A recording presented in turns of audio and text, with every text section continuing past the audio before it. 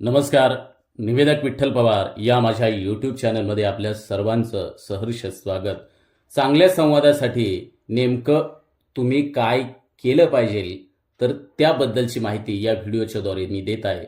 चांगल्या संवादाच्या अत्यंत महत्त्वाच्या टिप्स मी तुम्हाला देतोय, तरी तुम्ही त्या शांतपणाने आपण सर्वांनी ऐकाव्यात. तर चला तर व्हिडिओला आपण सुरुवात करूया. जगात माणसाला बोलण्याची आणि श्रवणाची आणि त्यातून भाषेची अमूल्य देणगी मिळालेली आहे. त्याद्वारे आपण आपल्या भावना, कल्पना, नियोजन इतरांना सांगू शकतो. पण कुठल्याही गोष्टीचा योग्य वापर केला नाही तर त्याचे दुष्परिणामही आपल्याला जाणवतात. तसेच बोलण्याचे आणि श्रवणाचेही अगदी तसंच आहे. बोलणं आणि श्रवण यातील संतुलन राखता आले नाही तर विनाकारण समस्या निर्माण होतात बरं का. स्वतःकडे लक्ष वेधून घेण्यासाठी किंवा स्वतःचं म्हणणं पुढे रेटण्यासाठी जोरजोराने बोलण्याची अनेकांना सवय असते. त्यातून व्यक्तींमध्ये गैरसमजुतीच्या धुक्याचा पडदा तयार होण्याची अधिक शक्यता असते. मग एकमेकांना समजावून घेणं अवघड बनतं. दुर्दैवाने आपल्यापैकी बहुतेक जण जास्त बोलतात आणि त्यातून शब्दांच्या लाह्या फुटतात, पण दुसऱ्याशी संवाद साधण्याची प्रक्रिया खरं तर कमी होते. ही बाब आपण सर्वांनी लक्षात घेतली पाहिजे. मग त्यासाठी काय केलं पाहिजे? पूर्ण ऐकून घेतल्यावरच निष्कर्ष काढा. वेगवान जगात आपल्याला सगळे झटपट करण्याची सवय लागलेली आहे. त्यामुळे समोरच्या व्यक्तीनं एक दोन शब्द बोलले की त्याच्याबद्दलची आपल्या आधीच्या मतांवर आधारित त्याला काय म्हणायचं आहे हे आपण मनाशी ठरवून टाकतो.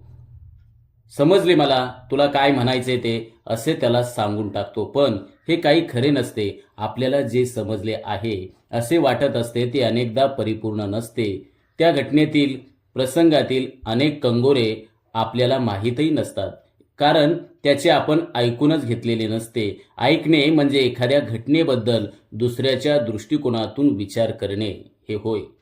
मग त्यासाठी आणखीन काय करायला पाहिजे?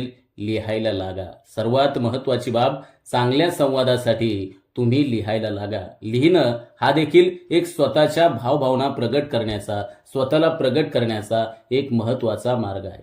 तुम्ही लिहायला लागल्यावर तुमच्या लक्षात येईल की तुम्ही अधिक जबाबदारीने वागू लागला आहात, कारण तुम्ही जे काही लिहून ठेवले आहे ते नंतर वाचल्यावर आपण नेमके काय करत आहोत याची जाणीव खरं तर स्वतःलाच होते. पुन्हा बोललेला प्रत्येक शब्द आपल्याला आठवत नाही. बोललेला शब्द मागे घेता येत नाही. लिहिलेला प्रत्येक शब्द आपल्या समोर असतो, त्यात आपण सुधारणा करू शकतो. अशा प्रकारे स्वतःशी चांगला संवाद साधण्याची कला हळूहळू विकसित होऊ लागते. चांगल्या संवादासाठी तुम्ही कमीत कमी बोला आणि जास्तीत जास्त कृती करा.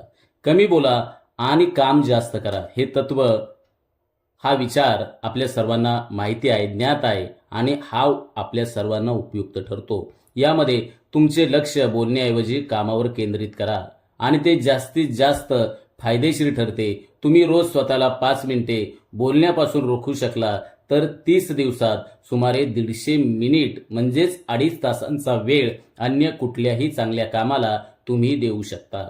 तुम्ही जिमला जाऊ शकता, तुमच्या पत्नीला स्वयंपाकात मदत करू शकता, कुणाला तरी खेळात मार्गदर्शन करू शकता, शेजाऱ्याला मदत करू शकता. याद्वारे बोलण्यावर तुम्ही कृतीनं मात करू शकता. हे तुम्ही लक्षात घ्या. चांगल्या संवादासाठी तुमच्या संवादाची मर्यादा ठरवा. नवे तर ती ठरवून घ्या. तोंड उघडण्यापूर्वी 2 वेळा विचार केला पाहिजे. आपण जे काही बोलणार आहोत किंवा फेसबुकवर स्टेटस, व्हॉट्सॲपवरती स्टेटस अपडेट करणार आहोत किंवा ब्लॉगवर एखादा आर्टिकल प्रसिद्ध करणार आहोत, ते खरंच महत्त्वाचं आहे का? अनेकदा शांत राहण्याचेच शहाणपणाचे असते. अनेकदा कुणीतरी आपले ऐकावे एवढ्याच एकाच कारणासाठी आपण बोलत असतो. ईमेल पाठवून, ट्विटरवर पोस्ट टाकून आपण कितीही जोरात बोलण्याचा प्रयत्न करू लागलो तरी जरा विचार केला पाहिजे. समजा जे काही महत्त्वाचं आहे तेवढेच इतरांना सांगण्याची मर्यादा आपण स्वतःवर घालून घेतली तर ते फायद्याचे ठरणार नाही का? चांगल्या संवादासाठी तुम्ही दुसऱ्याला चांगल्या प्रकारे समजावून घ्या. बऱ्याच वेळा असं होतं की आपण समोरच्या व्यक्तीला चांगल्या रीतीनं समजावून घेत नाही, तर ते प्रथमतः तुम्ही दुसऱ्याला चांगल्या प्रकारे समजावून घ्या. म्हणजेच काय की पुस्तकं वाचता वाचता तुम्हाला माणसं देखील वाचता येणं गरजेचं आहे. म्हणजेच आपल्याला फक्त शब्दांचा वापर करूनच बोलण्याची सवय असते. मग आम्ही एकमेकांशी बोलतो, गप्पा गोष्टी करतो असे आपण म्हणतो, पण केवळ शब्द हे संवादाचं माध्यम नसतं. घरातील सोफ्यावरून उठून फिरायला किंवा जॉगिंगला बरोबर जाणं, दोघांनी शांतपणे सूर्यास्त पाहत बसणं, एकत्रित खेळणं, बरोबर भोजनाचा आस्वाद घेणं ही देखील संवादाची आणि दुसऱ्याला अधिक चांगल्या प्रकारे समजावून घेण्याची माध्यमं आहेत. या सगळ्या कृतींमधून तुम्ही जगण्यातील आनंद घेऊ शकता आणि त्याचबरोबर सहकाऱ्यांना अधिक जाणून घेता. चांगल्या संवादासाठी तुम्ही तोंड उघडण्यापूर्वी विचार करा. अनेकदा आपण काय बोलणार आहोत, त्याचे काय परिणाम होणार आहेत याचा जराही न विचार करता आपण बोलायला सुरुवात करतो. त्यातही पुन्हा दुसऱ्याचं बोलणं अर्धवट तोडून आपले घोडे पुढे दामटतो. आपल्याला घाई झालेली असते.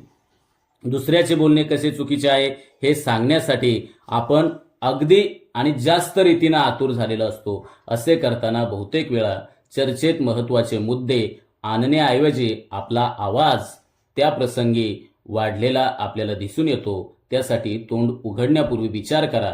म्हणजेच थोडक्यातच चांगल्या संवादासाठी तुम्ही कमीत कमी बोला आणि लक्षपूर्वक ऐका. मग त्यातील महत्त्वाचे असणारे मुद्दे पूर्ण ऐकून घेतल्यावरच निष्कर्ष काढा. लिहायला दररोज सुरुवात करा. 1-2 मिनिटं 3 मिनिटं लिहायला सुरुवात करा. कमीत कमी बोला, कृती करा. संवादाची मर्यादा ठरवा. दुसऱ्याला चांगल्या प्रकारे समजावून घ्या आणि तोंड उघडण्यापूर्वी विचार करा. ह्या चांगल्या संवादासाठी होत्या महत्त्वाच्या टिप्स. कसा वाटला व्हिडिओ आवडल्यास माझ्या निवेदक विठ्ठल पवार या यूट्यूब चॅनलला आपण सबस्क्राईब करायला विसरू नका आणि या यूट्यूबची असणारी व्हिडिओची लिंक आपल्या व्हॉट्सॲप ग्रुपला शेअर करा आणि सर्वांच्या लक्षात येऊ द्या की चांगल्या संवादासाठी नेमकं तुम्ही काय करावं. तर ही माहिती आपल्यासाठी उपयुक्त निश्चितच ठरणार आहे. पुन्हा एकदा भेटू पुढच्या नवीन भागात. तोपर्यंत आमच्या चॅनलवर नवीन असाल तर सबस्क्राईब बटनावर क्लिक करा आणि बेल आयकॉन प्रेस करा.